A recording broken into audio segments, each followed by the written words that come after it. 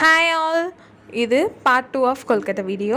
Already part 1 நம்ம upload பண்ணியிருக்கோம், அதையும் போயிட்டு செக் பண்ணி பாருங்கள். பார்ட் 2லேயும் நான் அதே மாதிரி பதம்லாம் சொல்லிடுறேன். 2.5 cup of rice flour add பண்ணியிருக்கேன், கொஞ்சோண்டு சால்ட்டு, அப்புறமே ஆயில் அண்ட் கீ, அது கூடயே கொஞ்சோண்டு ஹாட் வாட்டரும் ஆட் பண்ணிக்கோங்க. ஹாட் வாட்டரை கொஞ்சம் கொஞ்சமாக ஆட் பண்ணிவிட்டு அதையே மிக்ஸ் பண்ணிக்கோங்க, பிசைஞ்சு விட்டுக்கோங்க. உங்கள் கை சூடு பொறுக்கும்னா, இல்லைன்னா இந்த ஸ்பூனு அந்தமாரி ஏதாவது ஐட்டம்ஸ் யூஸ் பண்ணி நீங்கள் பிசைஞ்சு எடுத்துக்கோங்க.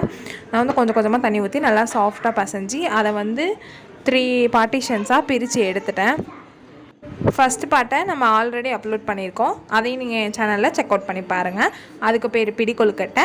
அதுவுமே ரொம்ப ஈஸியான மெத்தடுங்க, செம்ம டேஸ்ட்டாக இருக்கும். இப்போ இந்த கொழுக்கட்டை செய்கிறதுக்கு ஒரு 2 டம்ளர் அளவுக்கு தண்ணியை கொதிக்க வச்சுருக்கேன். அது கூட பாசிப்பருப்பை ஒரு அரை டம்ளர் அளவுக்கு சேர்த்துருக்கேன்.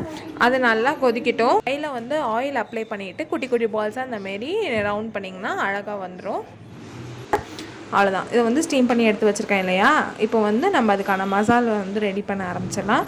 அதுக்கு ஒரு கடாயை அடுப்பில் வச்சு கொஞ்சமாக எண்ணெய் ஊற்றிக்கோங்க.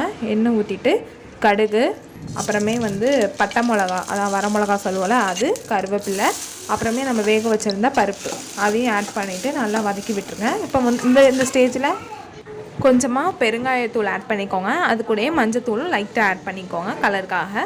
அவ்வளோதான். இது ரெண்டுத்தையும் நல்லா வதக்கி விட்டுட்டு இந்த ஸ்டேஜில் நம்ம செஞ்சு வச்சுருந்த கொழுக்கட்டையை இது கூட ஆட் பண்ணியிருக்கலாம். நீங்கள் இப்போ தான் புதுசாக கொழுக்கட்டை அதெல்லாம் ட்ரை பண்ணுறீங்க, குக்கிங்க்கு பிக்னஸ்லாம் இருந்தீங்கன்னா இதெல்லாம் கண்டிப்பாக ட்ரை பண்ணி பார்க்கலாம். ஈஸியாக வந்துடும். என்ன நீங்கள் மாவு மட்டும் கரெக்டாக டெக்ஸ்டரை பிசைஞ்சிட்டிங்கன்னா போதும், அவ்வளோதான், எல்லாமே நல்லா வந்துடும்.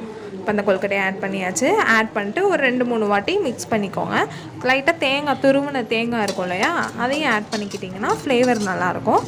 அதுக்கு தான் நாங்கள் சமையல் கடலை எண்ணெய் தான் யூஸ் பண்ணுவோம். நீங்கள் என்ன யூஸ் பண்ணுறீங்களோ நீங்கள் அதை யூஸ் பண்ணிக்கலாம். இங்கே பாருங்கள், பார்க்கவே நல்லா கலர்ஃபுல்லாக அட்டகாசமாக நம்மளோட கொழுக்கட்டை ரெடி ஆகிடுச்சு. அவ்வளோதான். கடைசியில் துருவின தேங்காயும் ஆட் பண்ணிவிட்டேன். நல்லா மிக்ஸ் பண்ணிட்டு ஒரு 2 மினிட்ஸ் அளவுக்கு விட்டால் போதும். அவ்வளோதான், நம்மளோட சூப்பர் டேஸ்டான கொழுக்கட்டை ரெடி ஆகிடுச்சு. பார்ட் 3க்காக வெயிட் பண்ணுங்கள். Stay tuned. Bye bye.